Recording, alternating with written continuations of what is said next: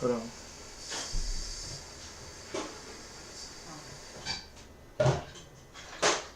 All right, look like we live. All right.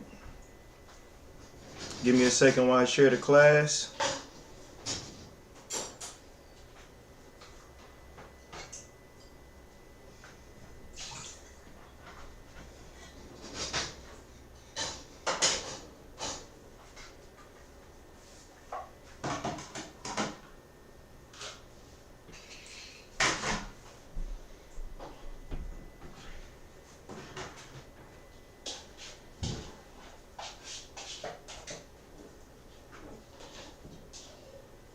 Give me 1 second while I'm sharing the class.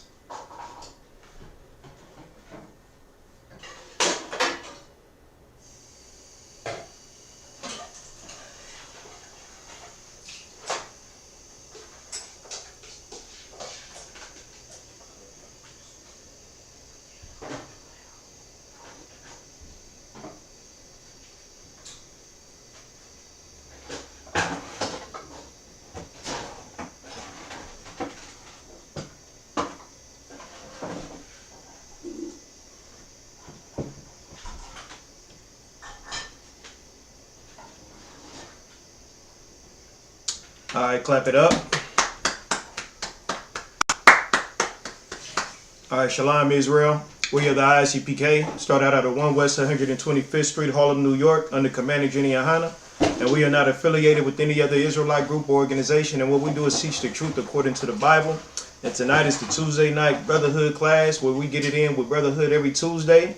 Because, I mean, outside of the UPK, and I find myself repeating this every week because, you know, in the Christian church and the Muslim mass, I mean, even in our own households, growing up Black, Hispanic, and Native Indian, we don't really understand the true concept of brotherhood. We think brotherhood is just something that's thrown around in like a fraternity. And what's funny about a fraternity, Salakia sidebar, we went out and did some interviews this Saturday down at on 18th and Vine, and it was a whole bunch of Greek frat brothers. You know what I mean? All those frat brothers in those fraternities or whatever they call them. And we was just asking them random questions like, is, you know, being in a fraternity is a Greek fraternity, Black history, and all of them was saying yeah. And, you know, they took their time out to study how, you know, Black people, where we were in Greece, you know what I mean, how we did all these wonderful things just like here in America. So, you know, just because you were raised in Greece or Greek, and just like we're raised in America, and just like how we were conquered by the Spanish conquistadors, that doesn't identify your nationality, for one. You know what I mean? For two, it's like we're always looking for our identity because our identity has been stripped from us, so we go around saying that we're this and going around saying that we're that. And in reality, we are God's chosen people, and we have our identity, we have a culture, we have history. And that was another question that I asked brothers and sisters, and I asked oppressors as well, so-called white people, is the Bible, do you think that the Bible is a Black history book? A lot of them didn't know. Some of them agreed and said that it was. You know what I mean? I feel like because they were on camera, they felt obligated, especially when we asked the white people. I feel like they were obligated to say yes because I'm Black, asking them about the Bible. When in fact, white people, or the so-called white man, our oppressor, teaches that Jesus Christ is a so-called white man. You understand? They don't teach that he's a brother from the tribe of Judah. They say that he's some oppressor, and he's coming back to give everyone hugs and kisses, and to redeem everybody who's covered in his blood. You know what I mean? You know all the Christian rhetoric that we hear every Sunday in the church? That's what they teach. But for some reason, when I asked them, because it's February, if the Bible was a Black history book, oh, yeah. Some of them said they didn't know, and some of them gave like awkward answers, but the fact still remains is because I felt like they were obligated to say so because I was putting them on the spot. You understand? But the whole thing about it, man, is that this Bible was given to us. It wasn't given to everybody else. So with that being said, let me get off by starting off like saying, you know, the Chiefs here in Kansas City won the Super Bowl. And now you hear all the, you know, everybody's talking about Alicia Keys and Usher's halftime performance. Now, General Mahayman yesterday bought out something real heavy, and Commander General Hanna bought out something real heavy on a Black Watch. You know, we look up to these entertainers and to these people who are famous and rich as if they are like, better than us. When I say us, I mean those of us who have to live paycheck to paycheck. Those are us who are poor and don't know where our next meal is coming from. We look at them like they are something. When, rich people and famous people, they are in a position that most of us will never be in life. So therefore, because we're raised Christian, we have a respect of persons.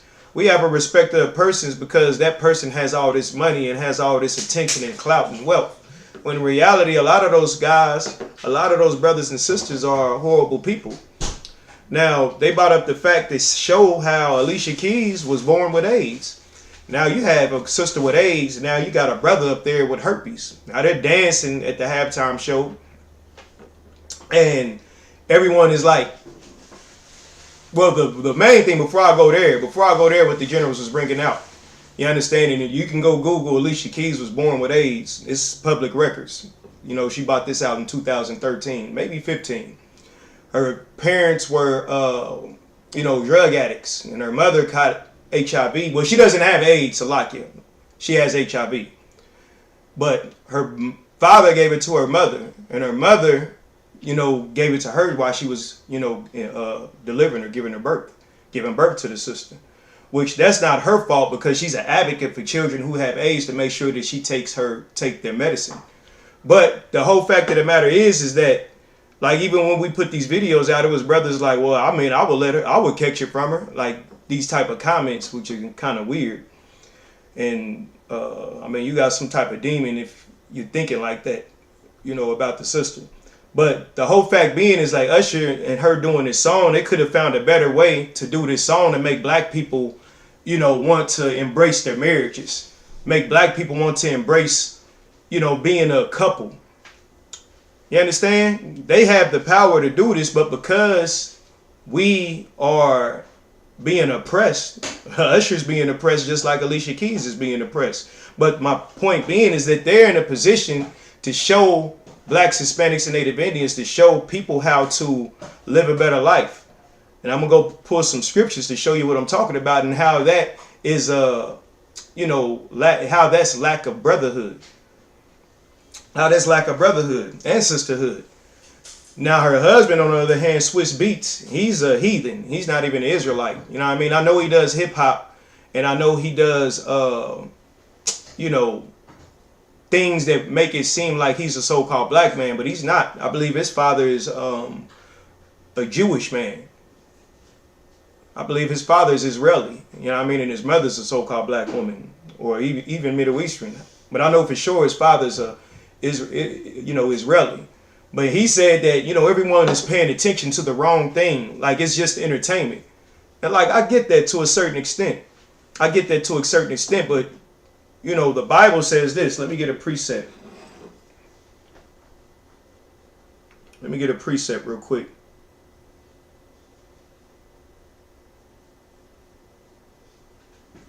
Where is it at?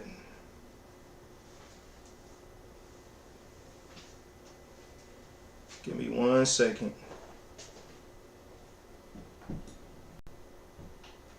It's in First Theologians. Let me go to First Theologians.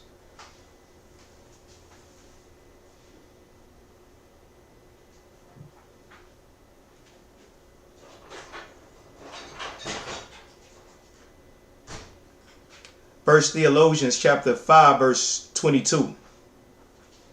And it says, the Bible says, abstain from all appearance of evil. So abstain. You understand? Salaki, I said substain. Abstain. Abstain from all appearance of evil. And what does abstain mean? Let me get the definition. Abstain says to restrain oneself from doing or enjoying something. So if the Bible's saying abstain from all appearances of evil, and Alicia Keys' husband says y'all paying attention to the wrong thing. It's just entertainment. Well, your woman or your rib or your wife dancing with another man for entertainment is the appearance of evil. She's giving off the appearance that she's a whore, according to the Bible. You understand? Now, children pick up this type. It's okay to be married and go to the club and twerk on a random stranger because it's just a dance. You understand? It's just something to do and have fun. But now, because we say it's just entertainment, that gives brothers and sisters that gives Usher the pass to be an adulterer. You understand? And fill up on another man's wife, even though it's for entertainment purposes only. Now, I'm not saying because, if you're a weaker person and you're looking at Usher and Alicia Keys for, like they're just great people. People are weak-minded like that. You understand? I love hip-hop music. And some brothers listen to hip-hop and they want to go shoot up everything. They hear that Chief Keef, they hear that King Vine, and they want to go unalive every op that they have in Chicago, in Kansas City, everywhere. That music makes them do it. I mean, of course, with the influence of with that, you know what I mean? Or you mix the music with that, forget about it. They gonna go ride and slide and spin all night. You understand? But the Bible says that you have to abstain. And remember, abstain, restrain oneself from doing or enjoying something. So you have to abstain or have self-control